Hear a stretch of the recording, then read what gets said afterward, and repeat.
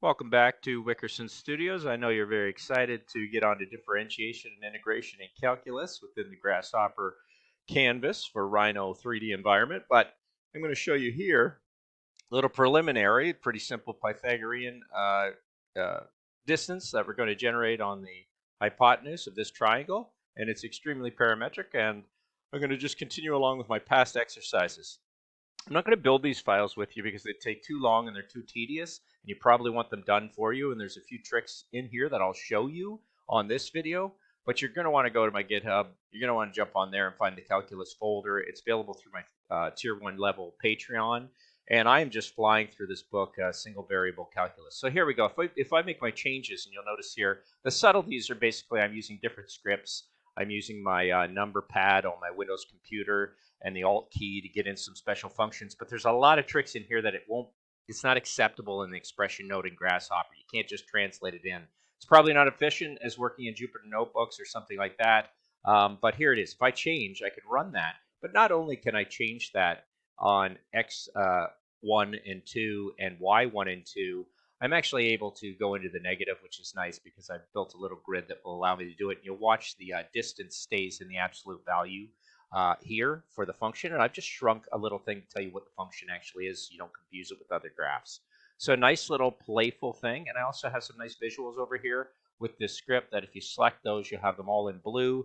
And now you can subtly get in here and you can have your own kind of 2D calculator for calculating the length of things, which is pretty exciting. I mean, it's nice to get your head into it. Obviously, there's so many plugins and things that do this for you, and nodes that function to make all this for you. But I think it's nice to break it down and think about what you're doing, and know exactly kind of what you want to play with, and know how to kind of script it in a node-based script, Grasshopper. So let's just run through it.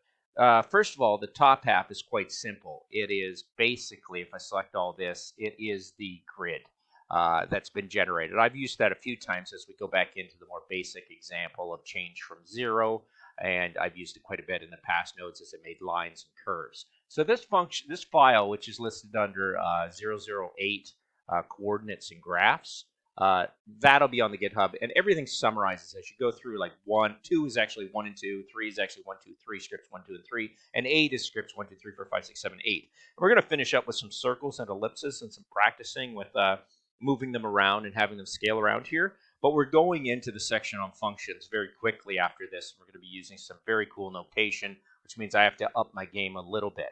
So what's happening here in this, and we can probably take that off and just have it so we see the visuals we want to see. And I may jump out of this or in it. But here's the data that's in here as I generate it. I'll just put it down to the quarter size board. And the potential for going three-dimensionally on this is just amazing. Like, there's nothing stopping you from starting to think three-dimensionally and piping these lines, working geometrically, building architectures, engineering things, being sculptural.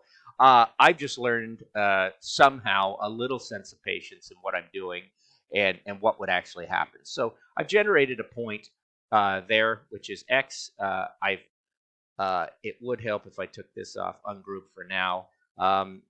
I don't have everything visual, but I'm building my points and building the lines between them for visualization purposes. As you see, pretty simple stuff. I'm writing in my script in the expression node to get the distance correctly, but you can always use the distance node, and I use that just to check with. I have a little concatenation fragments that bring this in that I could actually post the data and have it move over. And I use a lot of text tags. So the text tags are coming in and labeling pretty much everything I need. And since they doubled up, and I had to change the point 1 to point 2, I had to do a little more than my last script that I did with you. So I would say go through that and then try and build this yourself. It's a nice exercise. If you need help, you can always grab it off my GitHub. But it's just a visualization purposes. And all I did was redo that script. So I know in coding, whenever you're copying script, there's something you probably should be doing. And when it gets a little wiry like this, you should be thinking of using Python nodes. And you don't have to go in here into Python nodes and make if statements if things are greater or less than things, because you're dealing in absolute value when it comes to the change in X and Y. And you'll realize very quickly off of the real number lines, the real lines in the x-axis and y direction, horizontal and vertical direction, you start pushing that to multi-dimensions, which is pretty fun. So the same thing happened down below. I generated the same points, top and bottom. These are related to point 2. The formula becomes a little more complex because it's the change of point 1 to point 2. It's not just the change from 0 to x and y changes. And then the lines are generated, and I've ended up generating that. And that's the key thing we're finding here. That is the bit of data. That is what this is all about, is how do we measure that accurately no matter where we bring our other points. And this is getting your head around where we're going to go into calculus into the next section. So I hope you find this interesting. And of course, there's a little bit of funk in changing your data and scripting it and visualization. And I would never have gotten into this type of labeling and visualization if it wasn't for the WHAM robotics workshop I did at AUC this summer. And I realized the importance of order and keeping everything neat and knowing what's going on. And without that, everything falls into disarray pretty quickly. So nice little exercise. There's your lines you're generating. They're actually kind of fun to watch and think geometrically on this and what you're doing in the positive and negative directions. And I hope you find that helpful. My next couple of sketches will start very easy with graphing x equal y. So you can imagine that's just going to be a diagonal line. And then we'll get into the y equals x squared and go into some circles. X squared plus y squared equals a certain constant. And then we'll do greater than or less than that to actually consider what does it mean to find the area under a curve or to build the area of a circle.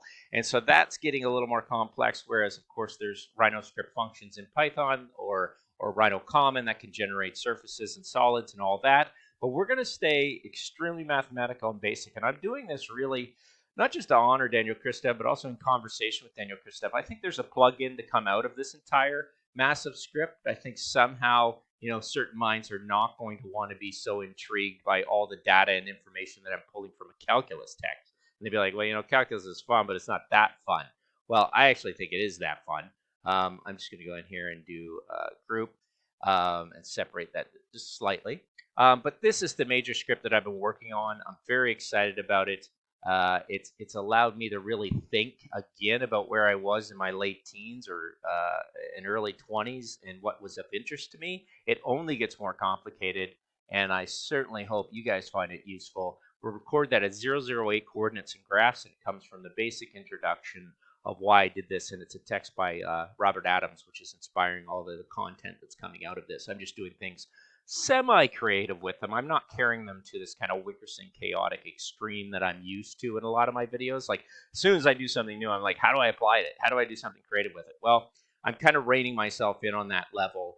And art smarts is one thing, but the smarts of math and computers is something totally different. And I'd like to find a middle ground there that I'm not just making myself feel intelligent by these creative, chaotic things that I can't even understand, which is a tendency of how I make visual arts, it seems, to really breaking it down and trying to find exactly what is going on, what's pulling this together. So, like I said, I'm just going to try and keep everything pretty organized so everybody knows what's going on, and have it up on the GitHub.